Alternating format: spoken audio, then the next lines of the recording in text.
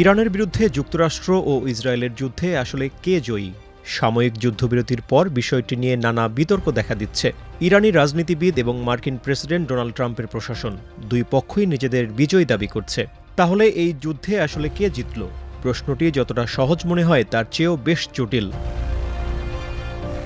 ঐতিহাসিক যুদ্ধগুলোতে স্পষ্ট জয়কে রাজনৈতিক বিজয়ে রূপান্তর করা যেত, কিন্তু সমকালীন যুদ্ধগুলোর ফলাফল প্রায়ই অস্পষ্ট থাকে।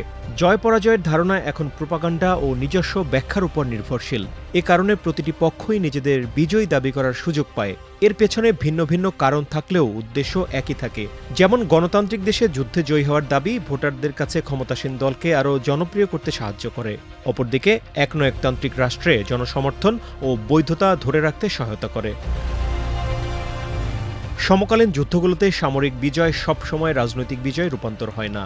ভিয়েতনাম যুদ্ধ এর একটি উজ্জ্বল দৃষ্টান্ত। 2003 সালে ইরাকে যুক্তরাষ্ট্রের আগ্রাসন এবং সাদ্দাম হোসেনের পতনকে তাৎক্ষণিকভাবে সামরিক ও রাজনৈতিক বিজয় হিসেবে চিহ্নিত করা হয়েছিল, কিন্তু দ্রুতই তা পরাজয়ে রূপ নেয় এবং সাদ্দাম পরবর্তী ইরাকে ইরানকে সর্বোচ্চ প্রভাব বিস্তারের সুযোগ করে দেয়। 2001 সালে আফগানিস্তানে তালেবান শাসনের পতনের মাধ্যমে যুক্তরাষ্ট্রের যে বিজয় দৃশ্যমান হয়েছিল তা 2 দশকের ব্যবধানে চূড়ান্ত পরাজয়ে রূপ নেওয়ার এক উজ্জ্বল দৃষ্টান্ত। ইরান যুদ্ধ একটি অপ্রতিসম ও চলমান সংঘাত হওয়ায় এখানে জয় পরাজয় নির্ধারণ করা বিশেষভাবে কঠিন। যুক্তরাষ্ট্র ও ইসরায়েলের কৌশলগত কিছু সাফল্য রয়েছে। তারা ইরানের উল্লেখযোগ্য সংখ্যক সামরিক ও রাজনৈতিক নেতাকে হত্যা করেছে, পাশাপাশি দেশটির অবকাঠামোর ব্যাপক ক্ষয়ক্ষতি করেছে। তা সত্ত্বেও সাম্প্রতিক যুদ্ধবিরতির আগ পর্যন্ত ইরান ইসরায়েল ও যুক্তরাষ্ট্রের সামরিক ঘাঁটি থাকা উপসাগরীয় দেশগুলোতে পাল্টা হামলা অব্যাহত রেখেছিল। মার্কিন ও ইসরায়েলের নাগরিকেরা ইরানের বিভিন্ন প্রতিষ্ঠান, ক্ষেপণাস্ত্র সক্ষমতা এবং পারমাণবিক স্থাপনার ব্যাপক ক্ষয়ক্ষতির বিষয়টি সামনে আনছে।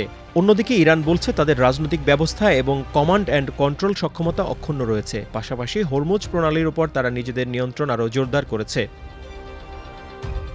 প্রকৃতপক্ষে উভয় পক্ষেরই নিজ নিজ জনগণের কাছে বিজয় বিক্রি করার মতো ভিত্তি ও কারণ রয়েছে। ফলে উভয় পক্ষই, বিশেষ করে যুক্তরাষ্ট্র ও ইসরায়েল, বেশ কিছু কৌশলগত জয় অর্জন করতে সক্ষম হয়েছে। তাহলে রাজনৈতিক বিজয় কার হয়েছে? সেই মাপকাঠিতে বিচার করলে ফলাফল যুক্তরাষ্ট্র ও ইসরায়েলের পক্ষে যায় না। এই যুদ্ধের প্রধান লক্ষ্যের মধ্যে অন্যতম ছিল ইরানের শাসন ব্যবস্থার পরিবর্তন ঘটানো এবং ইরানের পারমাণবিক ও ক্ষেপণাস্ত্র কর্মসূচি চিরতরে বন্ধ করে দেওয়া, যা শেষ পর্যন্ত সফল হয়নি। উল্টো ইরান সফলভাবে এই সংঘাতের কেন্দ্রবিন্দুকে হরমুজ প্রণালীতে অবাধ নৌ চলাচলের নিরাপত্তার দিকে সরিয়ে নিতে পেরেছে।